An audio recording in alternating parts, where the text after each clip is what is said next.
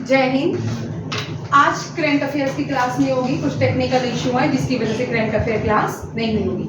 मैं राखी achieve coaching classes Shastri Nagar Jammu.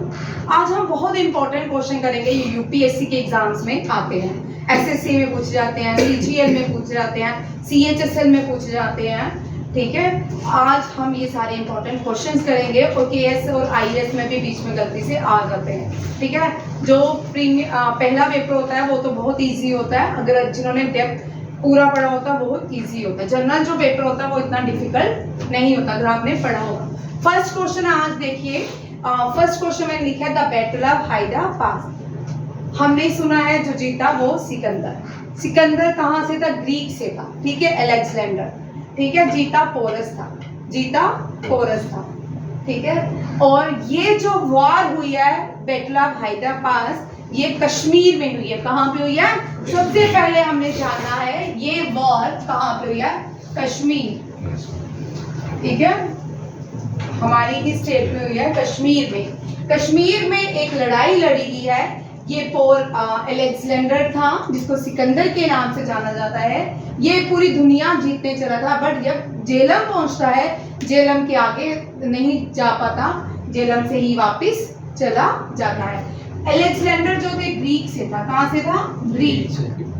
अब इनको एक नाम बोलना, इनके जो लैंग्वेज थी, साउंड्स थे, जो ये लैंग्वेज बोलते थे, साउंड्स कम थे इनके 5-10 ही लैंग्वेज में साउंड होंगे, बट इंडिया की जो लैंग्वेज हिंदी बोलते थे इसमें 26 साउंड्स हैं। ठीक है, ए ई आई ओ यू। ठीक है, अब इसमें जैसे सिंधु या यहाँ पहुंचा, यहाँ इंडिया में जो सिविलाइजेशन थी कौन सी थी? सिंधु सिविलाइजेशन। ठीक है, अब इनसे सिंधु तो निकलता नहीं था, यहाँ से बनते हैं हिंदू। यहाँ से क्या बनते हैं? हिंदू। हिंदू से हिंदू, जिसको आज इंडस कहा जाता है, और इसी के साथ एक सिंधु घाटी के लोग हिंदू हो गए। कौन से क्या हो गए? हिंदू। याद रखिएगा। अब यहाँ पे इंपॉर्टेंट क्वेश्चन है, 2 क्वेश्चन बहुत इंपॉर्टेंट रहते हैं। वॉर फॉर बिटवीन हूँ। ठीक है, battle of Hydaspes for between हूँ। कौन कौन है ये? Porus and Alexander. और यहाँ पे दूसरा क्वेश्चन आता है, ये कौन सी भारत की कौन सी स्टेट में? कौन सी स्टेट में? यूटी जेएंडके, बट कश्मीर में जेल। अब इंपॉर्टेंट क्वेश्चन आता है, बहुत बार एग्जाम में क्वेश्चन आया है और आगे भी बहुत सारे एग्जाम से पूछा जा सकता है। ये जो वॉर है ये कौन सी नदी के किनारे हुई? झेलम। कौन सी? झेलम ओरिजिनेट होती है बेरी नाम से। बेरी नाम, और अनंतनाग डिस्ट्रिक्ट में, अनंतनाग में आता है। ठीक है, बेरी नाम से ये झेलम ओरिजिनेट होती है। बाद में कृष्णगंगा नदी में जाके वहां पे मिलती है, नीलम नदी में मिलती है। नीलम नाम पड़ता है इसका, झेलम। मुजफ्फराबाद में झेलम को नीलम नदी के नाम से जाना जाता है।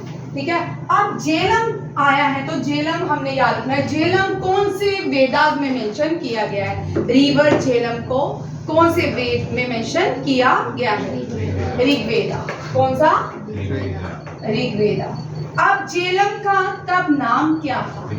वितस्ता। क्या? वेरी इंपॉर्टेंट, और ये क्वेश्चन आते हैं। ठीक है, झेलम का जो ओरिजिनल नेम था वितस्ता था। वितस्ता, संस्कृत में इसका ओरिजिनल नेम वितस्ता था। अब जो कश्मीरी पंडित है वो झेलम नदी के किनारे हर साल एक फेस्टिवल सेलिब्रेट करते हैं, उनका रीजनल फेस्टिवल होता है। कश्मीरी पंडित झेलम को दूसरे नाम से बुलाते हैं, बोलिए उसका नाम? व्यर्थ फेस्टिवल। ठीक है, ये भी व्यर्थ फेस्टिवल जो होता है हर साल होता है झेलम नदी के किनारे। ठीक है, ये कश्मीरी पंडित सेलिब्रेट करते हैं। झेलम नदी को मेंशन किया गया है ऋग्वेदा में, और झेलम नदी के किनारे जो लड़ाई लड़ी गई है वो कौन सी है? Battle of Hydaspes. Battle of Hydaspes Porus और अलेक्जेंडर के बीच में। अलेक्जेंडर कौन थे? ग्रीक वॉरियर थे, ग्रीक से आए थे। ठीक है, याद रखिएगा, ये फर्स्ट क्वेश्चन है। और झेलम जो है ओरिजिनेट होती है बेरी नाम से। अभी रिसेंटली बीरंग नाला याद रखिएगा, बीरंग नाला जो है वो ज़मीन के अंदर चला गया है अनंतनाग में ही। अब देखते हैं, रिसर्च चल रही है, उस पर बड़ी सारी रिसर्च भी हो रही है, वो नाला जा कहाँ रहा है। इसी तरह बोलते हैं कि कुछ 100 सालों पहले कश्मीर में एक लेक, इसी तरह नदी अंदर चली गई थी, वहाँ पे एक लेक बनी थी। ठीक है, ये भी कोई हो सकता है, कुछ भी हो सकता है, कोई से वहाँ की सिटी जो है वो हो सकती है, लेक बन सकती है, कुछ भी हैपनिंग हो सकती है। और यहाँ पे अब एक क्वेश्चन मेरे माइंड में है, कश्मीर की है, तो Hokersar, very very important, Hokersar wetland, Ramsar site, Kashmir की हॉक्सर जो है वेटलैंड है, ये रामसर साइट है। क्या है? रामसर साइट, वेरी इंपॉर्टेंट है। ठीक है, ये रामसर साइट है, Ramsar site from Ramsar is a place in Iran. Ramsar एक प्लेस है ईरान में, वहाँ पे कन्वेंशन, वहाँ पे ट्रीटी की गई, उस ट्रीटी वेटलैंड को बचाने के लिए, उस ट्रीटी को बोलते हैं रामसर कन्वेंशन। क्या बोलते हैं? Ramsar convention. ये आती है बहुत से 75 टोटल, अब भारत में 75 रामसर साइट्स हैं। ठीक है, ये रामसर साइट, भुल्लर लेक भी रामसर साइट है। आपने सुरिनसर या सुरिनसर और मानसर, ये दोनों भी क्या है? Ramsar site. यहाँ पे आपने देखा होगा सुरिनसर, तो आप लोग मोस्टली बॉयज तो जाते ही होंगे, वहाँ पे इतना बड़ा बोर्ड लगा, वहाँ पे लिखा रामसर साइट। ठीक है, Surinsar including the Ramsar site. Next हम करेंगे बैटल ऑफ प्लाजी। बैटल ऑफ प्लाजी बहुत इंपॉर्टेंट है। ठीक है, चल सोहित बोल। ईस्ट इंडिया और सिराजुद्दौला के बीच भी। हाँ, और बोल जिसको जो पॉइंट थे बोलिए। 1754 में भी थी। ठीक है, चल आगे। और इसमें काशी के किंग ने पार्टिसिपेट किया था। अच्छा ठीक है, चल आगे बोलते जाओ। अमीर जी के जीत गए थे, ब्रिटिशर्स जीत गए थे। ठीक है, और आपकी हिस्ट्री थी, बोल कृति। वहाँ पे जो बैटल थी प्लासेस का नाम, वहाँ पे जो प्लास्टर के फूल थे उसके ऊपर रखा था। चलो एक क्वेश्चन आपके यूपीएससी के में आने वाला एक क्वेश्चन ये है, ये आता है। बैटल ऑफ प्लासी जो हुई थी, यहाँ पे उस जगह का नाम प्लाश था, ये कोलकाता में है। ठीक है, प्लाश क्यों बोलते हैं? वहाँ पे प्लाश के बड़े सारे ट्री थे और उसी जगह की वजह से वहाँ पे क्या नाम पड़ा? प्लास। ठीक है, बैटल ऑफ प्लास। आगे एक पॉइंट। ठीक है,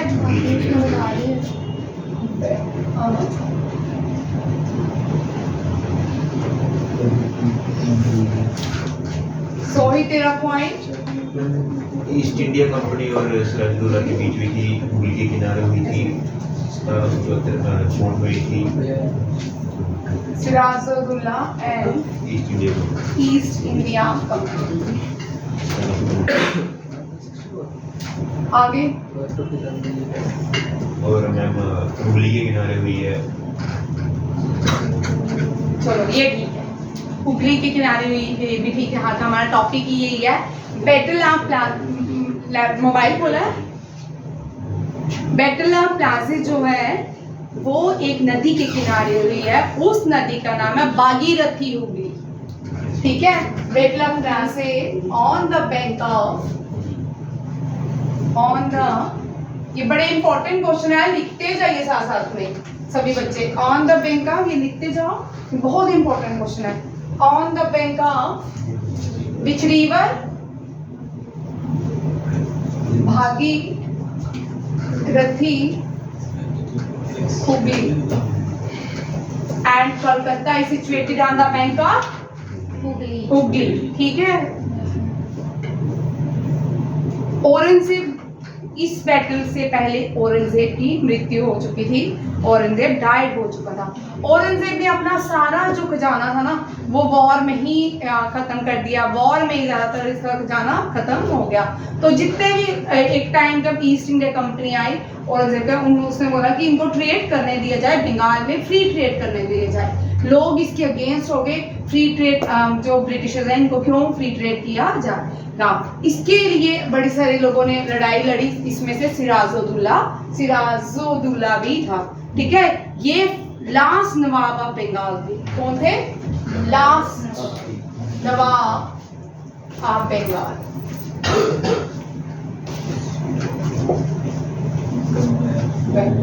ठीक है, ये लास्ट नवाब ऑफ बंगाल थे जिन्होंने लास्ट वॉर लड़ी थी। और जब ईस्ट इंडिया कंपनी को इन्होंने, ईस्ट इंडिया कंपनी ने कोलकाता को कैप्चर कर दिया, फिर बाद में दोबारा इन्होंने रीच कैप्चर किया। इसी बीच एक ब्लैक होल कॉन्स्पायरेसी भी होती है। आपको ब्लैक होल कॉन्स्पायरेसी किसी को पता है क्या होती है? बोल। वो जिसमें हाँ, ब्लैक होल कॉन्स्पायरेसी देखिए क्या है। 146 ब्रिटिशर्स को इसने फोर्ट विलियम में कैप्चर कर लिया, जिसमें 126 have died due to the suffocation और डिहाइड्रेशन। याद रखिएगा, ये भी ब्लैक होल कॉन्स्पायरेसी भी इसी का ही पार्ट। जब भी सिराजुद्दौला पढ़ेंगे तो ब्लैक होल कॉन्स्पायरेसी भी पढ़ेंगे। और ये फोर्ट कौन सा था? इनको कैप्चर किया था फोर्ट विलियम में, ये भी इम्पोर्टेंट है। ठीक है, सिराजुद्दौला डिफीट हो चुका। सर का फोन है। सिराजुद्दौला जो है वो हार चुके थे, ये लड़ाई हार जाते हैं because of the war. East India company की तरफ से कौन वॉर को लेड करता? हु लेड था? Robert Clive. ठीक है, रॉबर्ट क्लाइव क्या कर रहे थे? वॉर को लेड कर रहे थे। और ये लास्ट में इन्होंने मीर कासिम के साथ मिलकर वॉर जीत ली। मीर कासिम वो था, वो एक्ट एज ए पपेट। बाद में उसको कुछ देर के लिए ये बंगाल का नवाब बनाया गया, बट उसको रिटायर कर दिया गया। बोला आप तुम एक्ट एज ए पपेट, उसको यूज किया था। ठीक है, बेटला प्लासी। और बेटला प्लासी जो हुई है वो हुगली, भागीरथी हुगली नदी के किनारे लिया। और Kolkata is situated on the bank of Hooghly. Kolkata वैसे भी बड़ा इंपॉर्टेंट है।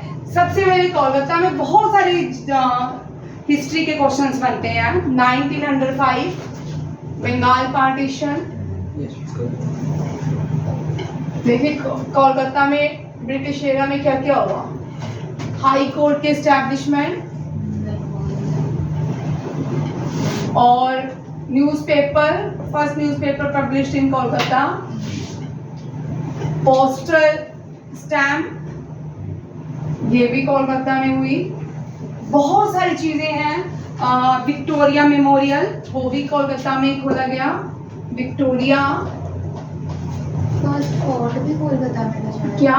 फर्स्ट फोर्ट नहीं, वो मद्रास में था। हाँ, वो ठीक है। High court newspaper, postal stamp, Victoria memorial, first स्वदेशी मूवमेंट, पहली स्वदेशी मूवमेंट भी यहीं से शुरू होती है। देखिए भाई, कोलकाता से कितने इंपॉर्टेंट क्वेश्चन है, और ये इतने इंपॉर्टेंट हैं कि आपके 100% एग्जाम में आने वाले क्वेश्चन है ये वो। ठीक है, स्वामी दयानंद से स्वामी विवेकानंद। ठीक है, आरएन टैगोर। देखिए भाई, इतने सारे क्वेश्चन तो एक क्वेश्चन में ही निकलेंगे। सुभाष चंद्र बोस, एससी बोस। और पहला न्यूज़पेपर जो पब्लिश हुआ वो भी कोलकाता में हुआ। अब देखिए हाई कोर्ट 1905 में बंगाल की पार्टीशन, ईस्ट बंगाल बना, वेस्ट बंगाल बना। ठीक है, हिंदू वाला एरिया अलग कर दिया गया, मुस्लिम वाला एरिया पार्टीशन कर दी गई। इसी के साथ पहली बार यहाँ पे स्वदेशी मूवमेंट लॉन्च की गई। स्वदेशी मूवमेंट में लोगों ने जितने भी इनके जो भी प्रोडक्ट थे, गुड्स थे, उनको जलाया, उनके बाइकआउट कर दिया गया स्वदेशी मूवमेंट में। 1911 में रीयूनाइट हुआ बंगाल। ठीक है, ये भी याद रखिएगा। स्वदेश, जब बंगाल पार्टीशन हुई तब वाइसराय कौन था? ये इतनी बार क्वेश्चन आता है, इतनी बार क्वेश्चन आता है कि अब आपको तो याद भी हो चुका होगा, मैं बहुत बार रिपीट करती हूँ। Lord Curzon. ये जो लॉर्ड कर्जन है ये वाइसराय है, वाइसराय है ब्रिटेन के, ठीक है। ये हाईएस्ट पोस्ट होती थी तब, भारत में से प्राइम मिनिस्टर है आज, तब ये वाइसराय की हाईएस्ट पोस्ट होती थी, ठीक है। लॉर्ड कर्जन थे वाइसराय। फर्स्ट वाइसराय कौन थे? हाँ, फर्स्ट, दोनों कुछ याद रखिए जब ये करते, first viceroy and last governor general. 1857 में ये पोस्ट बनी थी गवर्नर। हाय भगवान जी, इनका क्या करूं? फर्स्ट जो लास्ट गवर्नर जनरल था 1857 में, वही फर्स्ट वाइसराय बना, उसका नाम है Lord Canning. By Lord Mountbatten was the last viceroy in India, from India, and the first governor general from free India. ये लॉर्ड माउंटबेटन जो है पहले गवर्नर जनरल आजाद भारत के बने थे, ठीक है।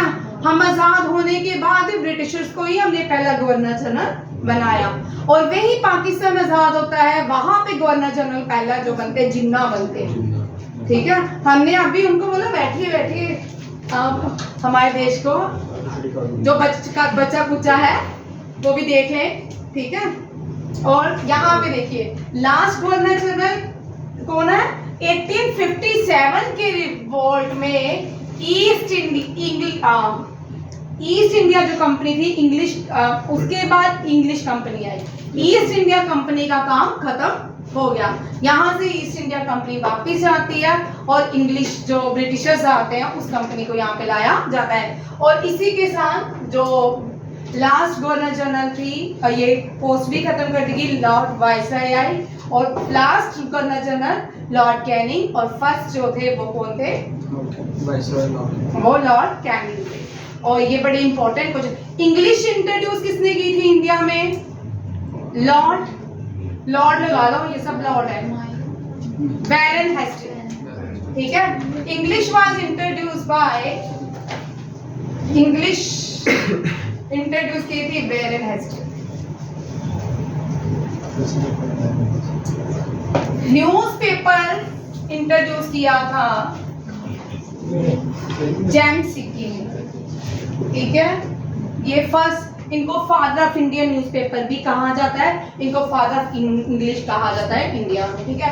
न्यूज़पेपर जेम्स सिक्की, इनका हिक्की डे 21 जनवरी शायद के आसपास मनाया जाता है, हिक्की डे। और जो पहला न्यूज़पेपर, क्वेश्चन इतनी बार आया है, जब भी क्वेश्चन आता है सोहित याद होता है। सोहित के एग्जाम में, सोहित ने अपनी जिंदगी का पहला जब एसएससी दिया, तेरे एग्जाम में आया था ना ये हिक्की बंगाल गजट वाला, हाँ सोहित किसी के आया था या तेरे एग्जाम में था, सोहित दोनों में से एक एग्जाम में था, ठीक है। हिक्की जो था, जब हिक्की ने पेपर पब्लिश किया तब वो इंग्लिश लैंग्वेज था, बाद में किसी ने उसे ले लिया और बंगाली में पब्लिश किया, ये याद रखिएगा। उसका विक्टोरिया मेमोरियल भी कहाँ पे है?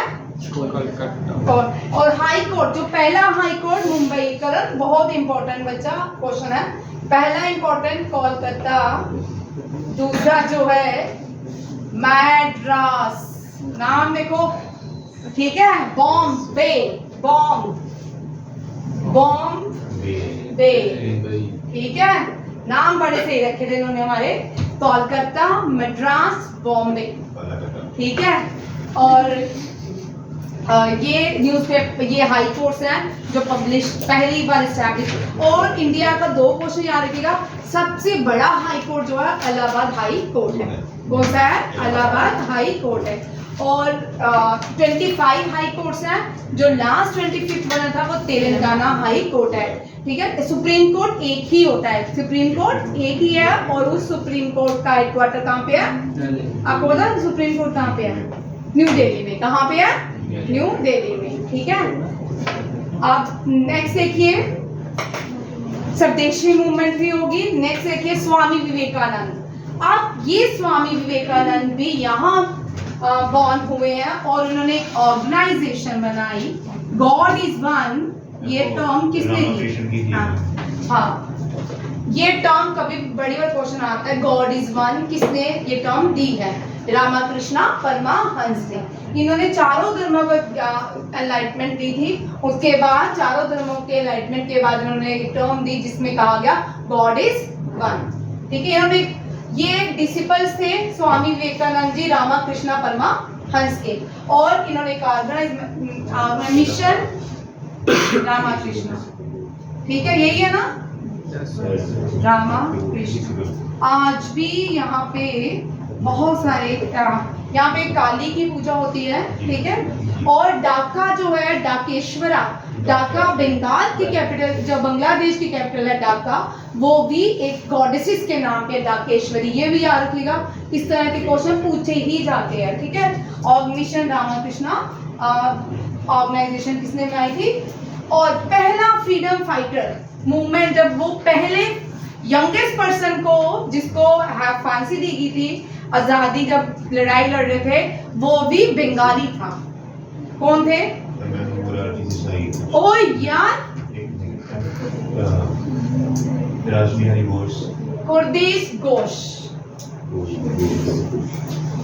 रासबिहारी घोष का उन्होंने तो बहुत काम किया। ये तो यंगेस्ट पर्सन जो आजादी की लड़ाई में, ठीक है, 17 इयर्स की ईयर में हैंग किया गया था, और भगत सिंह 21 ईयर के थे, ठीक है, ये भी याद रखिएगा। ये यंगेस्ट लोग थे। जो मरे हैं वो फाइटर थे, जो नहीं मरे थे आजादी के लिए वो पॉलिटिशियन थे भाई। जब साइमन कमीशन भारत में लाया गया, लाला लाजपत राय को डंडा लगा, तो बहुत सारे पॉलिटिकल लीडर थे, तब उनको किसी को लगा, सिर्फ जो फाइटर्स थे उन्हीं को ही मारा, वो ही शहीद हुए थे, और बाकी जो रेस्ट ऑफ बच जाते हैं वो पॉलिटिशियन कहलाते हैं, ठीक है। ये अरशद ने टर्म दी थी मुझे, थैंक यू, ठीक है। यहाँ पे देखो, स्वदेशी मूवमेंट, स्वामी विवेकानंद ने, ऑर्गेनाइजेशन का नाम भी याद रखना है, रामाकृष्णा मिशन, मैंने उल्टा लिखा, रामाकृष्णा मिशन। और R.N. टैगोर, आप बंगाल करेंगे तो रविंद्रनाथ टैगोर, ना करे तो ये तो होता ही नहीं है। रविंद्रनाथ टैगोर जो है, इनको गुरुदेव के नाम से जाना जाता है, इनका निकनेम है गुरुदेव। क्या है? गुरुदेव। भाई मैं शॉर्ट लिख रही हूँ जिन बच्चों को, अभी ये बहुत बार रिपीट होंगे जब लैपटॉप ठीक हो जाएगा। ये पूरी बना हुआ है फाइल्स, में आपको शेयर कर दूंगी, ठीक है। R.N. टैगोर, बोलो भाई, R.N. टैगोर, रविंद्रनाथ टैगोर, ठीक है। इनका गुरुदेव कहा जाता है, इनका निकनेम, वेरी इंपॉर्टेंट भाई, ये क्वेश्चन आते हैं और आएंगे आप सबके एग्जाम में। कोई एक ना एक लिखना है, कोई एक ना एक क्वेश्चन 100% आपके एग्जाम में होने वाला है। यूपीएससी का जितने भी आप दोगे ना, एसएससी, सीजीएल, उसमें 100% क्वेश्चन ये आने वाले हैं। अगर आप 50 बार याद करोगे ना, तब जाके याद होगा। आप बोलोगे फर्स्ट टाइम हमने जीके याद की, कल टेस्ट हुआ, हमें मैथ नंबर दिए कुछ, हम भूल गए, पेपर देते देते ही भूल गए, ठीक है। आपको याद करना पड़ता है, प्रैक्टिस करनी पड़ती है, बार बार एक क्वेश्चन को 50 बार एक टॉपिक को डिस्कस करना पड़ता है, याद करना पड़ता है, तब जाके आप याद करोगे, ठीक है। इनका निकनेम गुरुदेव, ये खुद ही टाइटल देते थे एक दूसरे को। गुरुदेव का टाइटल दिया एमके गांधी, किसने? और एमके गांधी ने। एमके गांधी महात्मा का टाइटल इनको रविंद्रनाथ टैगोर ने दिया, ठीक है। रविंद्रनाथ टैगोर कौन थे? First Indian to receive, first Asian भी लिख लो भाई, first Asian to receive Nobel prize, ठीक है, इन नोबेल प्राइज, ठीक है। रविंद्रनाथ टैगोर, R.N. टैगोर। और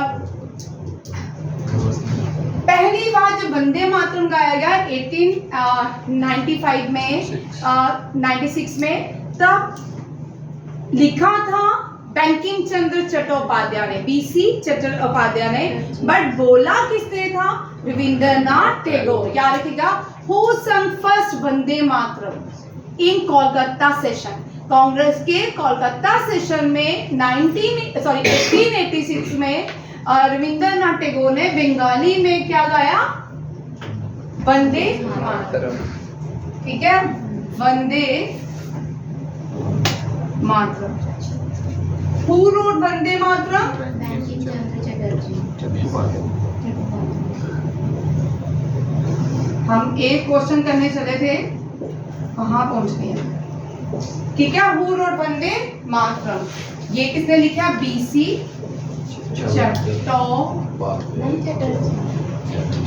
चटर्जी लिख देते हैं भाई, चटर्जी।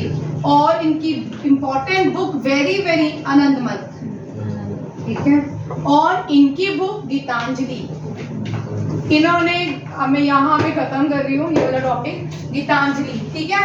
और इनके इन्होंने 2 देशों के नेशनल एंथम लिखे, एक तो भारत का लिखा, एक बांग्लादेश का। बांग्लादेश का क्यों? ये बॉर्न हुए थे, आज जिसको बांग्लादेश कहा जाता है, ये ईस्ट इंडिया में बॉर्न हुए थे, ईस्ट बंगाल में बॉर्न हुए थे। और बांग्लादेश का जो, बांग्लादेश की जो लैंग्वेज है वो भी बंगाली है।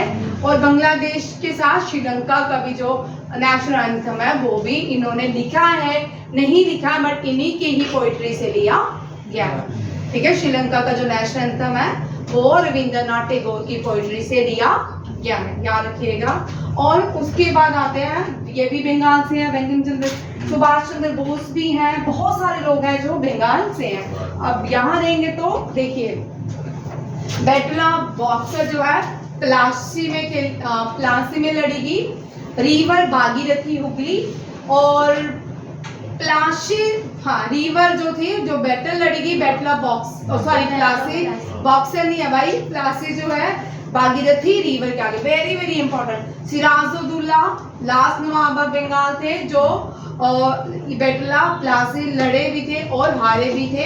और ईस्ट इंडिया कंपनी को लीड किया था रॉबर्ट क्लाइव ने।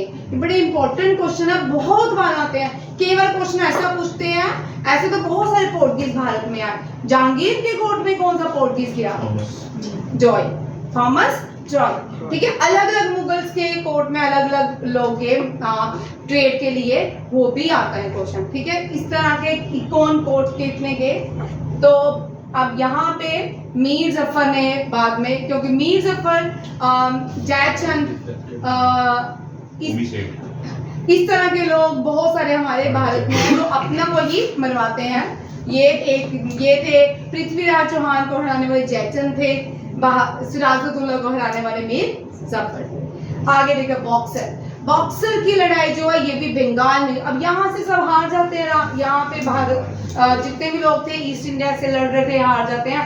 फिर एक अलायंस बनाते हैं, वो भी ईस्ट इंडिया कंपनी से लड़ाई करते हैं। इस अलायंस में देखिए कौन कौन, यहाँ पे शुजा-उद-दौला था, यहाँ पे बैटल ऑफ प्लासी में, आप याद रखिएगा, लिख लो, बैटल ऑफ प्लासी में सिराजुद्दौला था और बैटल ऑफ बॉक्सर में शुजा-उद-दौला था, शुजा-उद-दौला था, ठीक है। ये तब बंगाल का नवाब था, नवाब वजीर ऑफ अवध, ठीक है। शाह आलम सेकंड मुगल एम्परर था, ये भी बैटल ऑफ बॉक्सर में लड़े थे। और बैटल ऑफ बॉक्सर जो है किसने लीड की थी? किसने? नहीं भाई, मीर कासिम कहाँ गया? 3 अलायंस ने मिलकर बैटल ऑफ बॉक्सर बनाई थी और इसको रॉबर्ट क्लाइव ने नहीं की थी, हेक्टर मुनरो ने, ठीक है, याद रखिएगा। Hector Munro led the battle of Buxar by East India Company. और याद रखिएगा बैटल ऑफ बॉक्सर जो है ये कंबाइन आर्मी थी, मीर कासिम जो नवाब ऑफ अवध थे, नवाब ऑफ बंगाल, शुजा-उद-दौला नवाब वजीर of Awadh, Shah Alam second Mughal emperor, ये सब हार जाते हैं।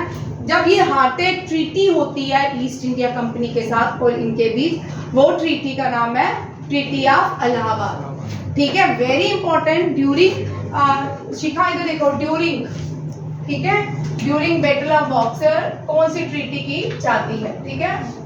ये बहुत इंपॉर्टेंट क्वेश्चन है, ये आता है,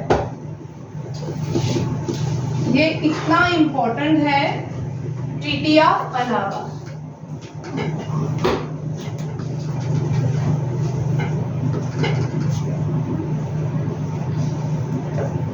ये की जाती है। और बैटल ऑफ बॉक्सर कहाँ, कौन सी नदी के किनारे है? हाँ, गंगा। ये पटना, बिहार से 130 किलोमीटर दूर हुई थी बैटल ऑफ बॉक्सर, ये पटना में यहाँ पे बिहार में जो नदी बहती है वो गंगा है। गंगा फिर वहां से निकल के जब बंगाल को जाती है वहां पे हुगली के नाम से जानी जाती है। आगे बंगाल में जब बांग्लादेश में चल जाती है वहां पे मेघना या पद्मा के नाम से जानी जाती है। ठीक है, ये सारी नदियां भी इम्पोर्टेंट है। ये नदियां इतनी इम्पोर्टेंट है, इतने इम्पोर्टेंट क्वेश्चन है ये, आपको पूछेंगे ही पूछेंगे। और ब्लैक होल ऑफ कोलकाता भी लिख लीजिए इसका। ये प्रिजन सेल था, the black hole of Kolkata.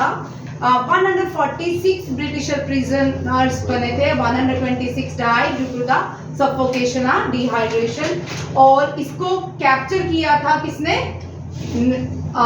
Nawab of Bengal ने। किसने? नवाब ऑफ बंगाल ने।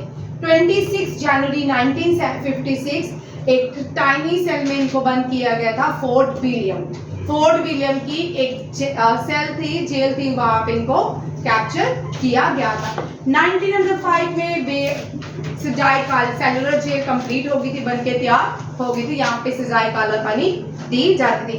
ब्रिटिशर्स को एक ब्लैक होल जेल में रखा गया और कलकत्ता के वहां पे 126 लोग मर थे। ये भी बड़ी बार क्वेश्चन आया है, सॉरी 23 है। ठीक है, अब नेक्स्ट आते हैं, छोटी सी है। ठीक है, ट्रीटी ऑफ पेरिस। इंडिया और फ्रांस के बीच सबसे ज्यादा 56 वॉर हुई है। कितनी हुई है? 56 वॉर हुई है। ट्रीटी ऑफ पेरिस जो है ये 1760 को treaty of Paris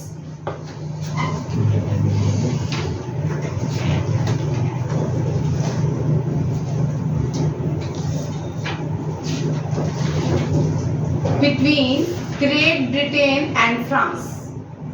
Treaty of Paris fought between Great Britain and France in 1763. 1763 7 साल ये वॉर चली। 7 years वॉर की गई और फिर इन दोनों के बीच कोई इतना रिजल्ट नहीं आया और एक ट्रीटी की गई। ट्रीटी का नाम क्या रखा गया? Treaty of Paris. अब कुछ एनिशियंट ट्रीटी हैं वो लिख लीजिए। एनिशियंट इंडिया की भी ट्रीटीज हैं, चेरास, पांड्यास, चोलास के बीच भी कुछ ट्रीटी हुई हैं और ये क्वेश्चंस भी आते हैं। ठीक है,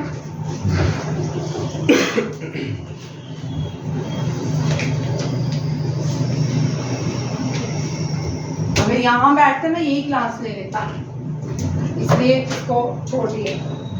ये मैंने बड़ी बार करवाया है, ये बहुत बार लेक्चर ये रिपीट भी होगा। अब हम लास्ट 2 मंथ पहले हमने बहुत जीके मैंने सारे टॉपिक कंप्लीट करवाया है। ठीक है, बीच बीच में मैं आपको एक ना एक कोई पर्सन करवाती रहूंगी ताकि आपको याद होते रहे। अब देखिए, ancient Indian war and treaty लिखिए। चेरास एंड चालुकास के बीच बैटल ऑफ, मैं यही लेती हूँ, वनी, बैटल ऑफ वेनी। वेनी जो हुई है, battle of Veni, battle of वेनी। ये चेरास, चोलास, चालुकास, पांड्यास, राष्ट्रकूटा, ये सारे साउथ इंडिया। किसके? मैंने कहा बीजेपी हो रहा ठीक है, ये सारे जो थे ना, ये सारे ही साउथ इंडियन है। ठीक है, Chola king, Chera and Chola king. एक क्वेश्चन इस सर मैंने आपको केनॉइंस करवाने हैं, आज मैंने वो करवाने थे आपको। ठीक है, वो टॉपिक मैंने तैयार किया है। आईएएस के एग्जाम में पूछा था, तमिलनाडु का लार्जेस्ट केनॉइन कौन सा? इस साल का आईएएस का क्वेश्चन था, बहुत इजी। अगर आप आईएएस का इस साल का पेपर देखोगे ना, आपको लगभग आते ही होंगे क्वेश्चन। हमने इतनी बार वो क्लास में किए हैं कि आप बोलोगे ये तो वो, तब आप लगोगे हम आईएएस भी कर सकते हैं। ठीक है, बस ये पेपर मेंस का जीके का देख सकते हो, उसके आगे बहुत पढ़ना पड़ेगा। नेक्स्ट है चोला एंड चालुक्य के बीच Koppam, battle of Koppam, treaty of, sorry ये बैटल था, बैटल ऑफ कोप्पन।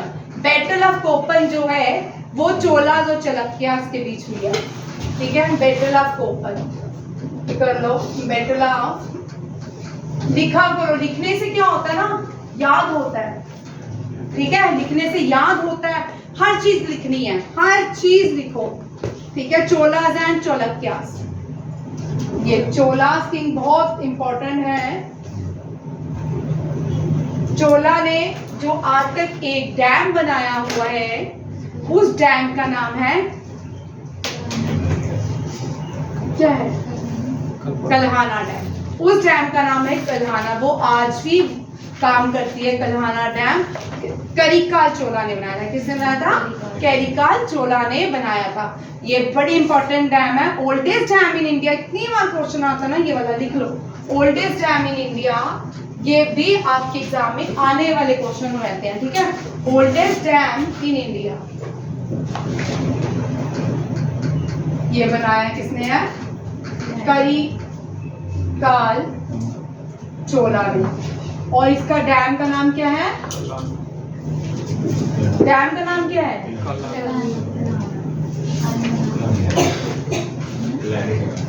कलानी नहीं है बेटा, कल्हाना डैम। कल्हाना डैम, ठीक है, ये याद रखिएगा।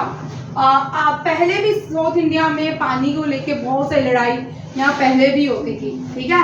कावेरी नदी को लेके बहुत पुरानी लड़ाइयाँ हैं, ठीक है। कभी सुप्रीम कोर्ट में जाते हैं तमिल, कभी आंध्र जाते हैं, कभी कर्नाटका जाता है, ठीक है, पानी को लेके, ठीक है। वहाँ पे आप सोचो, वहाँ पे पानी को लेके इतनी लड़ाई है अपने देश में। जो इंडस वाटर ट्रीटी है उसकी लड़ाई नहीं है, जो पानी ही हमारा है उसकी लड़ाई नहीं है। अभी तो यमुना सतलुज है ना, उसके ऊपर कितनी लड़ाई है पंजाब और हरियाणा की। पंजाब सब अपने पानी को मल के बैठे हैं, ठीक है। जय सीमा सेकंड और चोलक्का के बीच बैटला मस्की हुई है। बैटला मस्की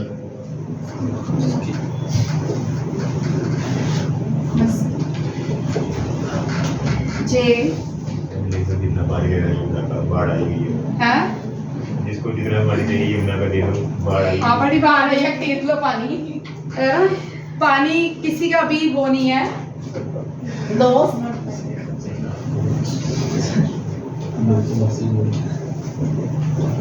पानी किसी का दोस्त नहीं होता है। घर में भी थोड़ा लग जाए ना, जमीन के अंदर लगोगा, दीवारों को ऐसे ही खाता जाता है, पूरी दीवारें ही खराब कर देता है। तो इसलिए पानी से दोस्ती बड़ी है। पंचतत्व में लिखे होना हैं? पंचतत्व में लिखे होना क्या रास्तियाँ जाएंगी उसमें। पांच तत्व में विलीन होने पे क्या जाएगा? मैं भी सोच रही थी कौन जाएगा, वो तो लास्ट प्रक्रिया है। ये बस में जाएंगे या ट्रेन में जाएंगे या लोके में जाएंगे? या जाएंगे नहीं, बाढ़ आई तो जाएंगे नहीं, साथ में बैठेंगे। नहीं आप जाना तो पानी में बात में। अरशद जानी नहीं है, बाढ़ चल रही। इसको नहीं ना मिलेगा पानी। किसको क्यों नहीं मिलेगा? मिट्टी मिलेगी। कितना मिलेगा? गड्ढे के भाई जब बाढ़ आई है उसने देखा नहीं किसको गड्ढे में गिराना है, किसको हाथ में गिराना है, ठीक है। नेचर के लिए इसका मतलब नेचर बड़ी क्लीन है। मतलब इसका अंदर याद रखिएगा, भगवान और गॉड बड़ी वैसे मजेदार बात है। गॉड जो है इंग्लिश में सब एक है, मतलब ये अपनी अपनी लैंग्वेज में अलग अलग है। गॉड इज वन, ठीक है। गॉड बड़ी क्लीन है, हिसाब किताब अपना एक साथ उन्होंने प्रकृति एक ही रखी है, अलग अलग नहीं रखी। यहाँ ऐसा नहीं है हिंदू को नया आगे बनाया था मुस्लिम का पीछे नया, और वैसा कुछ नहीं है, ठीक है। यहाँ तक एक टॉपिक रखते हैं, ठीक है। ये सब टॉपिक है। एनिशन बलजीत देख ले, चेरा एंड चोलास बेटला बनी। भाई तेरे इंपॉर्टेंट है, सीडीएस एनडीए में इतने इंपॉर्टेंट है ये क्वेश्चन, इस तरह के क्वेश्चन आने ही आने हैं, ठीक है। आप भी देखिए भाई, ये सीडीएस के लिए जितना ही पढ़ाया ना, ये सारा सीडीएस के लिए इतना इंपॉर्टेंट है। इनमें से 100% एक क्वेश्चन एग्जाम में रहने वाला, ठीक है। Koppam Cholas and Chalukyas, oldest dam Karikala Chola ने बनाई थी। Battle Maski Jayasimha second and Chalukya ने के बीच हुई थी। यहाँ तक ये टॉपिक रखते हैं। सेकंड टॉपिक नेक्स्ट दूसरा टॉपिक करेंगे। थैंक यू, जय हिंद।